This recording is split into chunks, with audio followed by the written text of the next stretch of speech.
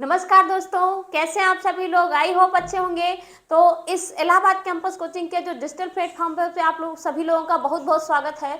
दोस्तों, एक बार फिर से हम लोग करंट की क्लास में उपस्थित हुए हैं और जैसे आप डेली करंट अफेयर्स की क्लास पढ़ते हैं, इस हमारे करंट कैप्सूल की क्लास पढ़ते हैं, ये उसी कैप्सूल की तरीके से है। अगर आपने एक बार इसको पढ़ लिया तो याद हो जाएगा और एग्जाम में भूलेगा नहीं।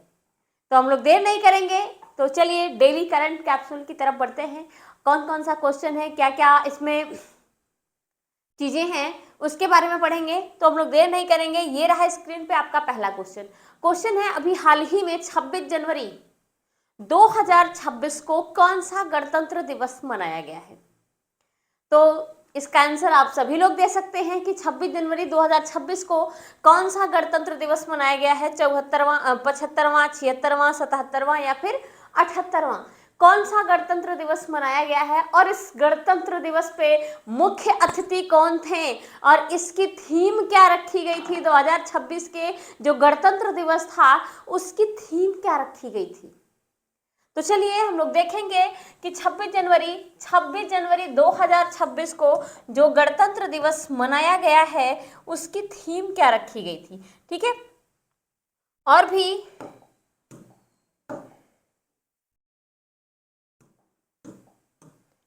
ठीक है, तो ये इसकी थीम क्या रखी गई थी, थीम क्या रखा गया था, इसका थीम के बारे में देखेंगे। तो ध्यान रखिएगा, इसका जो विषय रखा गया था, विषय रखा गया था, वो क्या रखा गया था, विषय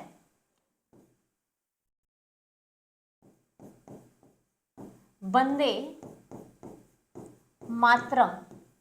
वंदे मातरम के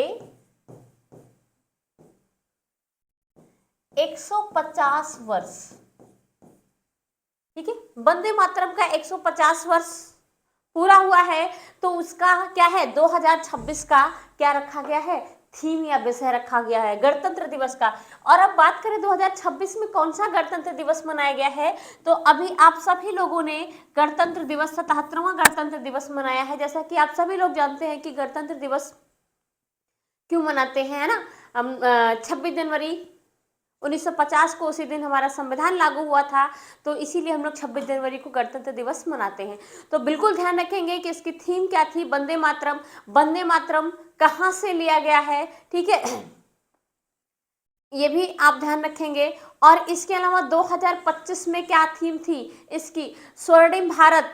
क्या था, स्वर्णिम भारत, विरासत और विकसित भारत।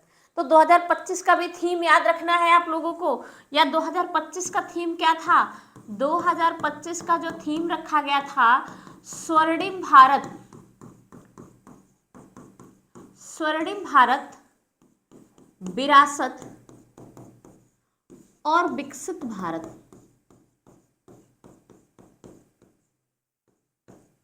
स्वर्णिम भारत, विरासत और विकसित भारत, ये 2025 की थीम रखी गई थी। ठीक है, 2025 की थीम ये रखा गया था और अभी 2026 का थीम ये रखा गया है। और एक बात करें हम, और बात करें तो जो हमारा अभी 26 जनवरी को गणतंत्र दिवस मनाया गया है, इसमें सबसे अच्छी झांकी, ठीक है, 77वें गणतंत्र दिवस में सबसे अच्छी जो झांकी थी वो किस राज्य की झांकी थी, तो सबसे अच्छी झांकी जो थी, सबसे अच्छी झांकी कहाँ की थी, झांकी, तो ध्यान रखिएगा, ये थी कहाँ की, महाराष्ट्र की। महाराष्ट्र की जो झांकी है क्या है, गणेश उत्सव, गणेश उत्सव। तो गणेश उत्सव क्या था हमारा, गणेश उत्सव ये पूरे गणतंत्र दिवस की सबसे अच्छी झांकी थी। ये ध्यान रखेंगे, बिल्कुल नोट करके रखेंगे, इंपॉर्टेंट है, यहाँ से क्वेश्चन पूछा जा सकता है। और अगर हम बात करें किस मिनिस्ट्री की सबसे अच्छी झांकी थी, तो ये जो मिनिस्ट्री ने पहल किया है, संस्कृति मंत्रालय, किसकी, संस्कृति मंत्रालय, संस्कृति मंत्रालय। ठीक है, तो मिनिस्ट्री की बात करें, मंत्रालय की बात करें कि किस मंत्रालय की झांकी सबसे अच्छी थी, तो संस्कृति मंत्रालय की जो झांकी थी, संस्कृति मंत्रालय की सर्वश्रेष्ठ झांकी थी। मंत्रालय की बात करेंगे तो संस्कृति मंत्रालय, जिसका क्या था, जिसका मुख्य विषय क्या रखा गया, वंदे भारत के 150 वर्ष पूरे। तो आप मंत्रालय में संस्कृति मंत्रालय ध्यान देंगे। और सबसे अच्छी किसी राज्य की झांकी थी तो वो महाराष्ट्र की थी, ठीक है। और रिपब्लिक डे की बात करें तो 26 जनवरी को 77वां रिपब्लिक डे मनाया गया है और इसका थीम क्या रखा गया है, विषय क्या रखा गया है, वंदे मातरम के 150 वर्ष पूरे हुए, ठीक है, 150 वर्ष। और अभी देखते हैं हम कि इस पे, ठीक है, जो वंदे, ये जो अब आपका ये 26 जनवरी मनाया गया है, ठीक है, 77वां गणतंत्र दिवस मनाया गया है, इस पे अध्यक्ष कौन हुए थे, ठीक है, किस देश के अध्यक्ष थे। तो ध्यान रखिएगा, मुख्य अतिथि के रूप में, ये मुख्य अतिथि के रूप में आए थे 2026 में।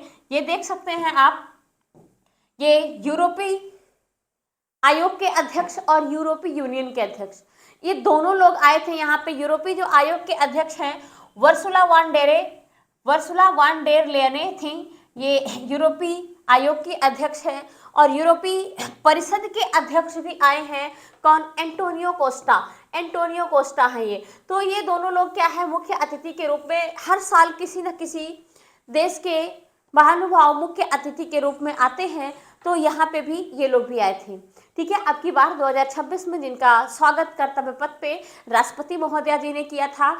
और अगर हम बात करें 2025 में कौन आया था, तो 2025 में आप लोग बता सकते हैं कौन आया था, इंडोनेशिया के प्रमुख आए थे, इंडोनेशिया के प्रमुख आए थे 2025 में, ठीक है।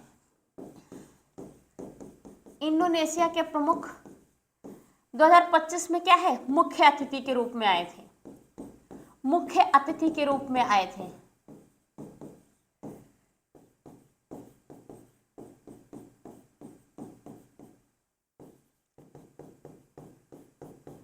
और एक चीज ध्यान रखिएगा, जो यूरोपीय यूनियन है, इसमें ये यूरोप है, इसमें टोटल अगर हम देशों की बात करें, कुल देशों की संख्या कितनी है, तो 27 देश हैं, ठीक है, 27 देश है। ये भी एग्जाम में पूछा जाता है कि यूरोपीय यूनियन में कुल कितने देश हैं, तो कितने हैं, 27 देश हैं। और यूरोपीय यूनियन के जो अध्यक्ष हैं उर्सुला वान डेर लेयने, यही भारत में अब की बार मुख्य अतिथि के रूप में आई थी।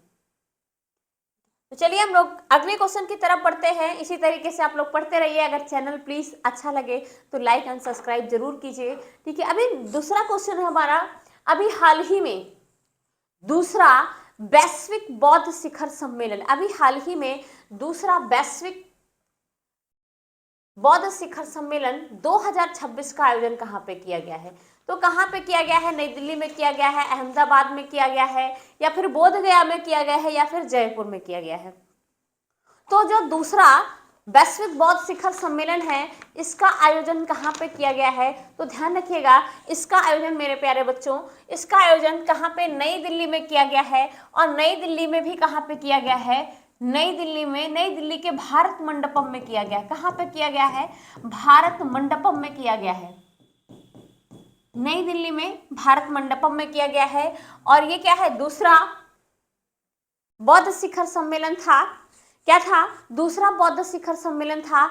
इसकी भूमिका क्या थी, ठीक है, इसको किसने आयोजित कराया था, ये कब आयोजन इसका किया गया था, तो इसका जो आयोजन हुआ था, इसका आयोजन ध्यान रखिएगा, इसका आयोजन 24 और 25 जनवरी को हुआ था।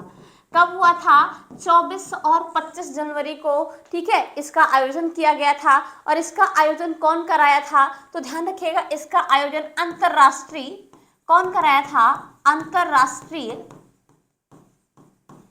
बौद्ध परिसंघ ने कराया था। अंतरराष्ट्रीय बौद्ध परिसंघ ने कराया था। कहाँ पे इसका आयोजन हुआ था, तो दिल्ली में हुआ था, ठीक है। और इसकी थीम क्या रखी गई थी, सामूहिक ज्ञान और एकजुट आवाज। क्या रखा गया था, इसका थीम क्या रखा गया था, इसकी थीम जो रखी गई थी, इसकी थीम रखी गई थी, ध्यान रखिएगा, सामूहिक ज्ञान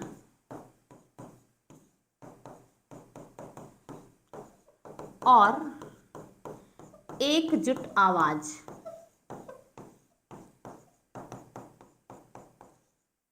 सामूहिक ज्ञान और एकजुट आवाज। इसके अलावा हम अगर बात करें, जो हमारा पहला वैश्विक बौद्ध शिखर सम्मेलन हुआ था वो कहाँ पे हुआ था, तो ध्यान रखिएगा कि फर्स्ट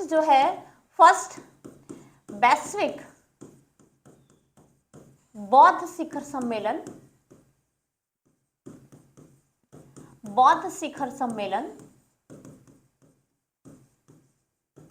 ये कहाँ पे हुआ था, 2023 में। ध्यान रखिएगा 2023 में ही नई दिल्ली में हुआ था, ये भी नई दिल्ली में हुआ था। 2023 में कहाँ पे हुआ था, न्यू दिल्ली में हुआ था। तो बिल्कुल याद रखेंगे, है ना, इंपॉर्टेंट क्वेश्चन है, यहां से भी आपका क्वेश्चन बन सकता है।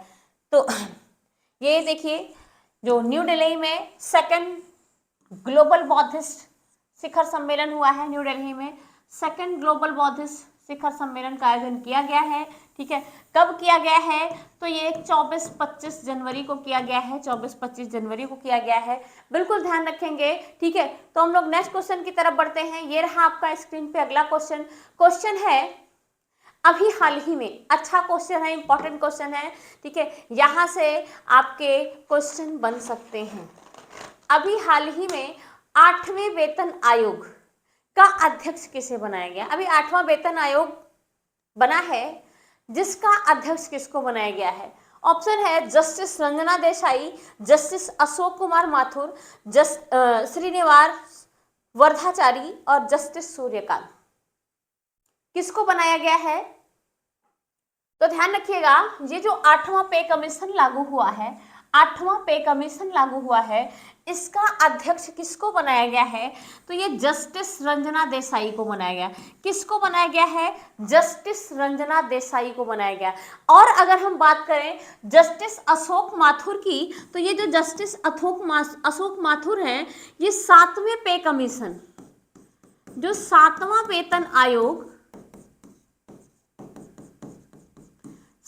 वेतन आयोग था, उसके अध्यक्ष कौन है, जस्टिस अशोक कुमार माथुर थे। और ये 7वां वेतन आयोग कब बना था, तो 2016 में बना था। ठीक 10 साल बाद अभी 8वां वेतन आयोग आया है। ठीक है, तो 7वें वेतन आयोग के अध्यक्ष कौन थे, ठीक है, जस्टिस अशोक कुमार माथुर थे। और जो ये श्रीनिवास वर्धाचारी हैं, ये पहले वेतन आयोग के अध्यक्ष हैं। ठीक है, जो हमारा फर्स्ट वेतन आयोग लगा था, उसके अध्यक्ष कौन थे, तो उसके अध्यक्ष कौन थे, श्रीनिवास वर्धाचारी थे। और जस्टिस सूर्यकांत की बात करें, जस्टिस सूर्यकांत कौन है, तो जस्टिस सूर्यकांत भारत के 53वें मुख्य न्यायाधीश हैं। ध्यान रखिएगा, ये बहुत चर्चित हैं। अभी कल परसों में इन्होंने यूजीसी बिल को पे रोक लगा दी, है ना, बहुत चर्चा का विषय बना हुआ है पूरे भारत देश में। यूजीसी बिल क्या है, इस पे भी वीडियो बनाएंगे हम। ठीक है, तो जस्टिस सूर्यकांत जी, ठीक है, ये क्या है, भारत के चीफ जस्टिस ऑफ इंडिया हैं। ठीक है, ये कौन से चीफ जस्टिस ऑफ इंडिया है, तो ध्यान रखिएगा 53वें नंबर के हैं, 53वें चीफ जस्टिस ऑफ इंडिया है। कौन, जस्टिस सूर्यकांत। और अगर हम 8वें पे कमीशन की बात करें, तो इसमें 2 सदस्य और हैं। एक तो रंजना देसाई इसकी हेड है, अध्यक्ष है, चीफ है।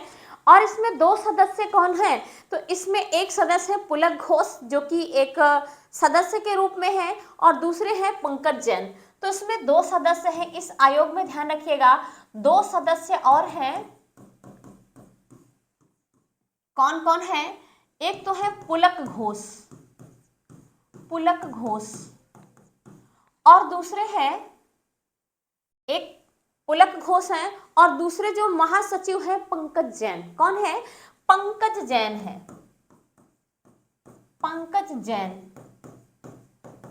ये इसके क्या है, सचिव हैं। पंकज जैन इसके सचिव हैं। तो इसमें टोटल 3 है। ठीक है, 3 मेंबर हैं। और अभी जो 8वां पे कमीशन लागू हुआ है, इसमें फिटमेंट कितना रहेगा, यानी फिटमेंट फैक्टर कितना रहेगा। फिटमेंट फैक्टर महंगाई को देख के लगाया जाता है। जो 7वें वेतन आयोग में फिटमेंट फैक्टर लगाया गया था लगभग 2.5% लगाया गया था, ठीक है। अभी यानी 2.5 गुना लगाया गया था, परसेंट नहीं बल्कि 2.5 गुना लगाया गया था। और अब की बार जो फिटमेंट फैक्टर होगा लगभग 2.5 से 2.25 के आसपास लगाया जा रहा है, ठीक है। यानी आपकी सैलरी 2.5 से 2.25 गुना बढ़ने वाली है। तो आप महंगाई को देखते हुए ये फिटमेंट फैक्टर लगाया गया है, तो ध्यान में रखिएगा ये सभी बातें, ठीक है। तो अभी इसमें फिटमेंट फैक्टर कितना लगाया गया था,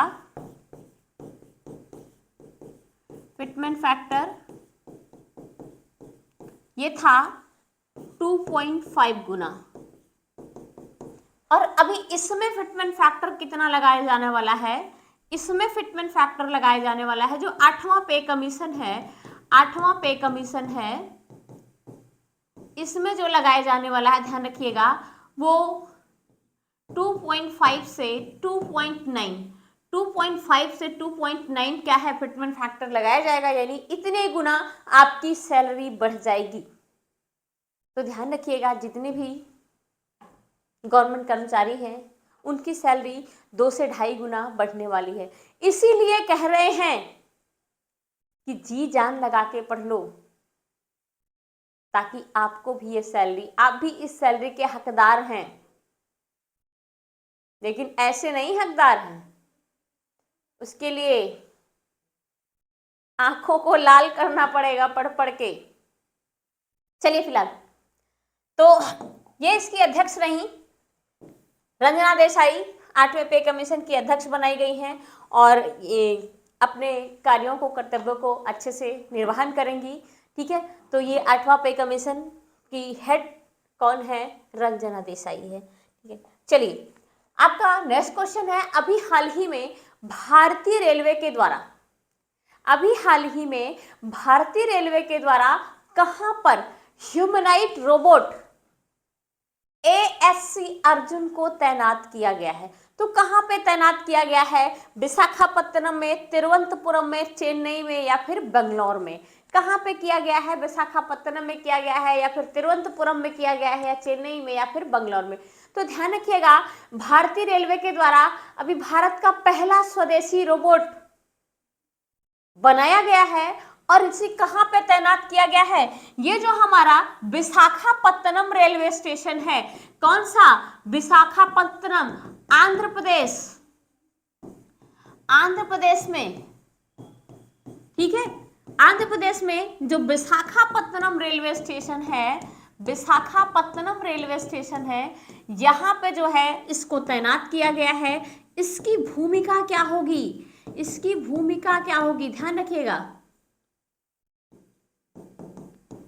इसकी भूमिका क्या होगी, कौन, ये अर्जुन रोबोट, अर्जुन रोबोट। ध्यान रखिएगा पहली बात तो ये जो अर्जुन रोबोट को तैनात किया गया है ये ह्यूमनॉइड मानव की तरह काम करेगा, ठीक है। ये क्या है, इंसानों की तरह काम करता है, इंसानों की तरह काम करेगा। और कब तक, कब तक ये इंसानों की तरह काम करेगा, 24/7। ध्यान रखिएगा ये 24/7 आवर काम करेगा, मतलब 7 डेज काम करेगा, 24 घंटे 7 दिन काम चलता रहेगा, ये मानव की तरह दिखेगा। और तो और इसकी खासियत क्या है, ये घुसपैठियों को पकड़ सकता है। ध्यान रखिएगा ये घुसपैठियों को पकड़ेगा, जितने भी घुसपैठी होंगे उसको, घुसपैठियों को पकड़ सकता है और इसकी रिपोर्ट कर सकता है, यानी पकड़ेगा, मारेगा, रिपोर्ट नहीं करेगा, मारेगा। और आप जानते हैं रोबोट कैसा होता है, तो बिल्कुल बच बचा के चाहिए, चलना पड़ेगा आपको यहाँ पे, है ना। और ऐसे अगर अदर भी राज्यों में लागू हो जाएगा तब तो भाई सोच समझ के चलना पड़ेगा। और एक चीज ध्यान रखिएगा ये बिल्कुल मानव के जैसा है, मानव के फेस को देख के पहचान लेता है, ठीक है। और भीड़ को कंट्रोल करने की क्षमता है इसको, तो और भी ये क्या करेगा, क्राउड को कंट्रोल करेगा। तो भीड़ को क्या करेगा, ये कंट्रोल करने की क्षमता है इसमें। तो ध्यान रखिएगा ये देश का पहला स्वदेशी रोबोट है। इसको कहाँ पे? विशाखापत्तनम में तैनात किया गया है। इसके अलावा ये 3 भाषाएं जानता है। ठीक है, ये जो रोबोट है अर्जुन है, ध्यान रखिएगा, ये 3 भाषाओं को जानता है। ये 3 भाषा कौन कौन सी हैं? एक तो अंग्रेजी भाषा को पढ़ लेता है, ये अंग्रेजी भाषा में बात करेगा। दूसरा किसमें? हिंदी भाषा, हिंदी भाषा। और तीसरा तेलुगु भाषा, तेलुगु भाषा। इन तीनों भाषाओं को ये आसानी से पढ़ लेगा, उसमें जवाब देगा, उसमें आपको ठीक है बता सकता है। तो ये सभी चीजें हैं किसके लिए? अर्जुन के लिए। ठीक है, तो वो अर्जुन आ गए हैं, बलशाली वाले अर्जुन, इनसे संभल के रहना है। अभी आप जब भी दक्षिण भारत में ट्रेवल करने जाइए तो भाई बहुत सोच समझ के जाइएगा, कहीं पे पिच मत करिएगा, कहीं पे कूड़ा मत फैलाइएगा। जैसे अब कुछ लोगों की हैबिट होती है, कुछ खाया फाड़ा फेंक दिया स्टेशन पे, कुछ लोगों मुंह में कुछ भरे हैं, खा रहे हैं, बस कहीं मन में आया पिच कर दिए, कहीं मन में आया थूक देते हैं। तो अगर ऐसा करने पे भी मारेगा धाड़ से, तो बिल्कुल संभल के रहना है। आप लोग भी जाइएगा कभी तो पहली बात तो कहीं उल्टा सीधा खा के कुछ फेंकिएगा नहीं, पिच मत करिएगा। ठीक है, चलिए भाई, तो ये आपका दिखा देते हैं। ये रोबोट कुछ इस तरीके से दिखेगा। ये भारत का पहला स्वदेशी ह्यूमनॉइड रोबोट होगा। ठीक है, भारत का पहला स्वदेशी ह्यूमनॉइड। ये देखिए, इसके एक सिर बना हुआ है, दिखाई दे रहा है, और इसकी ध्वजा भी दिखाई दे रही है। हाथ भी इसके लोहे के बने हुए हैं। ये बिल्कुल वार करेगा अगर आप इसके उससे आते हैं तो। हाँ, ऐसे नहीं बोलेगा ये 24 घंटे केवल गश्त करेगा, ये नहीं कि आपको बेफजूल का मारेगा, नहीं। तो ये जो है किस में लागू किया है, किसने लागू किया है? तो आंध्र प्रदेश के विशाखापत्तनम रेलवे स्टेशन पे लागू किया गया है। नेक्स्ट क्वेश्चन है आपका, अभी हाल ही में केंद्रीय मंत्री अमित शाह ने कहां पर एक जिला एक व्यंजन की पहल की शुरुआत की है? एक जिला और एक व्यंजन पहल की शुरुआत कहां पे किया है अमित शाह जी ने? ठीक है, लखनऊ उत्तर प्रदेश में किया है, भोपाल मध्य प्रदेश में किया है, या जयपुर राजस्थान में किया है, या अहमदाबाद गुजरात में किया है? तो कहाँ पे अमित शाह जी जो केंद्रीय मंत्री हैं, उन्होंने कहाँ पे क्या है? एक जिला एक व्यंजन योजना की शुरुआत की है। एक जिला एक व्यंजन योजना की शुरुआत की है। तो ध्यान में रखिएगा, ठीक है, कि कहाँ पे किया है? लखनऊ में, उत्तर प्रदेश के लखनऊ में। और ये कौन से जो अभी प्रेरणा स्थल बनाया गया है, प्रेरणा स्थल, यहीं से इसकी शुरुआत किया है। इसके पहले भी हम आपको पढ़ा चुके हैं, बता चुके हैं कि इस प्रेरणा स्थल में किसकी किसकी मूर्तियां स्थापित की गई हैं। ठीक है, तो इस प्रेरणा स्थल में एक जिला एक व्यंजन, एक जिला एक व्यंजन, एक जिला एक व्यंजन की शुरुआत की गई है। क्यों शुरुआत की गई है, इसका क्या है मतलब शुरुआत करने का? तो ध्यान रखिएगा, इसका मेन मतलब है शुरुआत करने का कि जो किसी डिस्ट्रिक्ट की फेमस डिश है, जो किसी जिले की फेमस डिश है, उसको क्या है, राज्य स्तर पर पहचान दिलाना। जैसे आपने सुना था एक जिला एक उत्पाद योजना, उसी तरीके से एक जिला एक व्यंजन योजना है। तो किसी भी राज्य की जो फेमस व्यंजन है उसको जो है पहचान दिलाना, ये इस योजना के लिए किया गया है। और ये कब किया गया है? तो ध्यान रखिएगा, ये उत्तर प्रदेश स्थापना दिवस कब था? उत्तर प्रदेश स्थापना दिवस, ध्यान रखिएगा, 24 जनवरी को। कब था? 24 जनवरी को। तो ये उत्तर प्रदेश स्थापना दिवस के अवसर पे एक जिला एक उत्पाद योजना की शुरुआत की गई है। ये वही उत्तर प्रदेश स्थापना दिवस है। इस स्थापना दिवस पे यूपी गौरव सम्मान भी दिया गया है। क्या दिया गया है? स्थापना दिवस के अवसर पे 24 जनवरी को ही, ठीक है, यूपी यानी उत्तर प्रदेश गौरव सम्मान, उत्तर प्रदेश गौरव सम्मान, है ना, दिया गया है। किसको दिया गया है उत्तर प्रदेश गौरव सम्मान? तो ध्यान में रखिएगा कि उत्तर प्रदेश गौरव सम्मान किसको दिया गया है, ठीक है, 4 लोगों को दिया गया है। किसको किसको दिया गया है? एक तो दिया गया है जो आपके सुधांशु शुक्ला जी हैं, जो अभी स्पेस में गए थे, उनको दिया गया है। किसको दिया गया है? सुधांशु शुक्ला को दिया गया है। किसको दिया गया है? सुधांशु शुक्ला। इनको उत्तर प्रदेश गौरव सम्मान दिया गया है। ये लखनऊ के रहने वाले हैं सुधांशु शुक्ला, ठीक है। दूसरा दिया गया है रश्मि आर्य जी को दिया गया है। किसको दिया गया है? रश्मि आर्य जी को दिया गया है, ठीक है। तो और तीसरा जो दिया गया है सुधांशु सिंह को दिया गया है। सुधांशु सिंह को दिया गया है उत्तर प्रदेश गौरव सम्मान। और चौथा जो दिया गया है, जो इस समय उनका सम्मान मैं भी करती हूँ दिल से, ठीक है। उन्होंने जिस तरीके से अपनी शिक्षा की पहल की है और जिस तरीके से वो बिल्कुल जम कर गए हैं, ठीक है, उनका सम्मान मैं भी दिल से करती हूँ, ठीक है। वो हैं अलख पांडे सर, ठीक है। तो कौन है, किसको दिया गया है? अलख पांडे। अलख पांडे जी को दिया गया है। अलख पांडे को आई होप कि आप सभी लोग जानते होंगे, जो फिजिक्स वाला के नाम से फेमस हैं, अलख पांडे। तो इनको भी उत्तर प्रदेश गौरव सम्मान दिया गया है। एक टीचर के लिए उत्तर प्रदेश गौरव सम्मान बहुत बड़ी चीज होती है, तो ठीक है। तो आप ध्यान में रखिएगा कि किसको दिया गया है। और ये मोदी अमित शाह जी हैं और ये हमारे उत्तर प्रदेश के मुख्यमंत्री जी हैं। इन सबके पहल से इन लोगों से किसकी शुरुआत की गई है? एक व्यंजन एक जिला, एक जनपद एक व्यंजन योजना की शुरुआत, या एक जिला एक व्यंजन योजना की शुरुआत की गई है।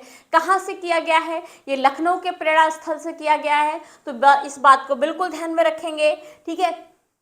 और इसी के साथ अब हम लोग किसी नेक्स्ट वीडियो के साथ मिलते हैं, कल मिलते हैं।